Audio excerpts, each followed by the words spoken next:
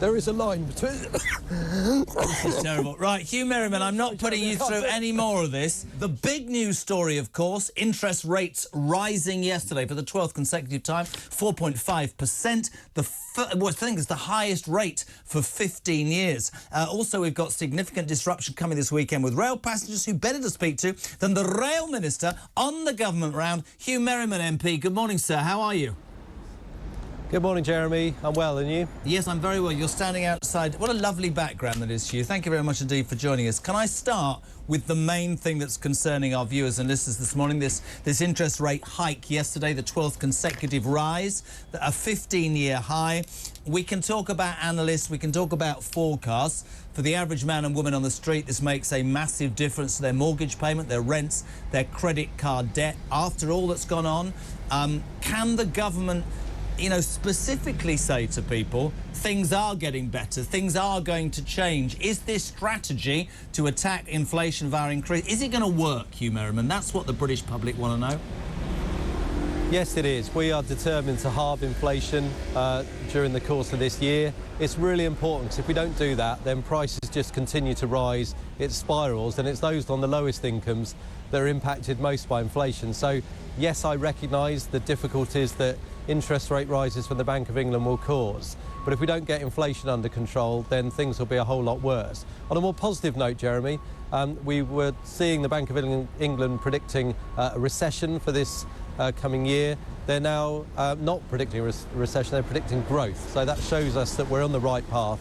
But I do recognise the challenge for those that have to pay their bills. We are giving support to the tune of £3,300 per household for this year and last. So we do recognise that, but it is difficult times for everyone. Two questions for you. Could more have been done more rapidly, as it was in the United States? And bearing in mind what you say, Huw, about an understanding, and I'm not putting you in a difficult position because you're being honest to me, you say there's a challenge for people. Is it not time for the government to give a bit more to the very people who are right on the breadline and struggling, or is that not the answer, because that would have to be repaid as well? What's the thought about that suffering, genuinely? Well, look, when it comes to energy support, we're looking at paying up to half of people's bills, so we absolutely recognise how challenging. We've frozen fuel duty as well. Actually, both those measures help to reduce inflation as well, because they curb the amount being spent. In terms of could we have done things earlier, there was a lot of political upheaval previous year. The Bank of England, of course, is independent. It's their decisions in terms of interest rate rises, and we respect their independence. But the reality of the situation is that it is very tough for people if mortgage rates go up to 4.5%. I get that. We have put the support in place to try and help people, particularly those that are the most vulnerable. But I recognise things will be difficult. But as I say, if we don't get inflation under control, and people saw this if they remember the 70s, then it's the evil of the entire economy and makes the most vulnerable the more poorer. And so that's why I think it's the right thing to focus on. I understand that if you bring inflation down, that creates a much different position in the whole economy. My question is this: your party has been in government for 13 years. You face a general election, I don't know, it could be 18 months, 20 months. Sunak and your government are saying, these are tough times, this is the medicine we're going to have to take. Do you think that medicine, I mean, I said earlier, British people care only about their pay packet. Do you think that medicine will get us into a good enough position in the next 2 years for the public to say the Tories know what they're doing, or not? What's your feeling on that?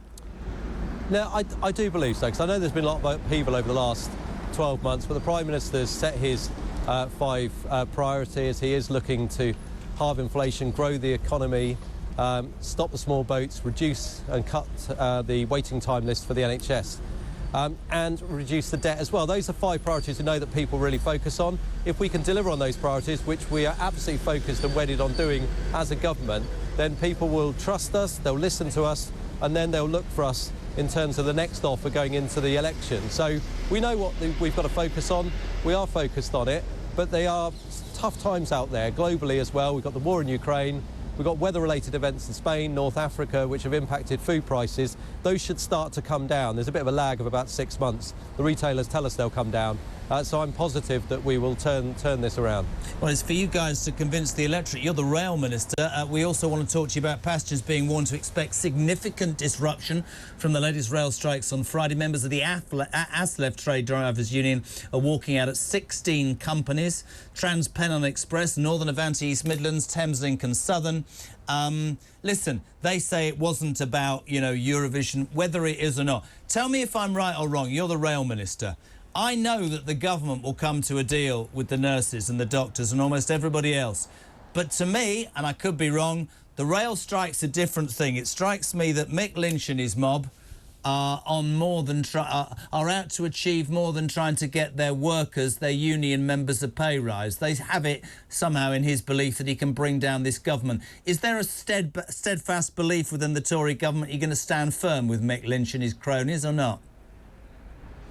Well, there must be some strange reason why these pay offers, which we facilitated, have not been put forward to the workforce. Because what we know is very similar pay offers that have been put forward to rail workers have been accepted. So there must be something at play here.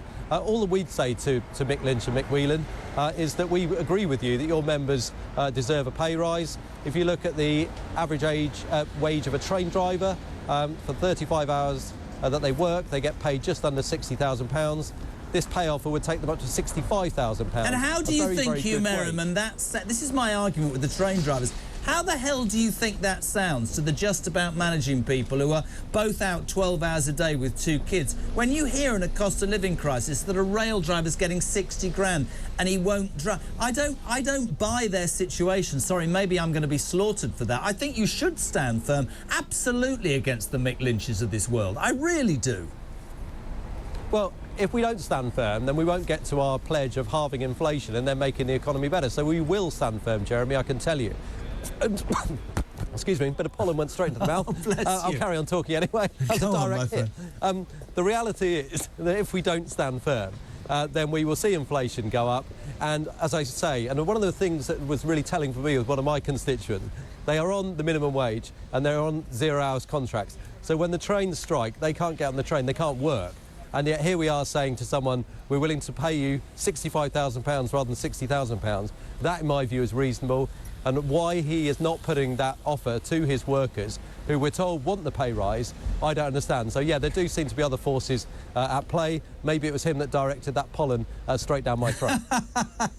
So to sum up, Huw, a firmness from the Tory party, certainly in terms of strike. I mean, Friday's strike, ASLEF are saying it's nothing to do with the Eurovision contest, but it's interesting, isn't it, of course, that he's off again. Honestly, you might have a government car, you need a mask, man.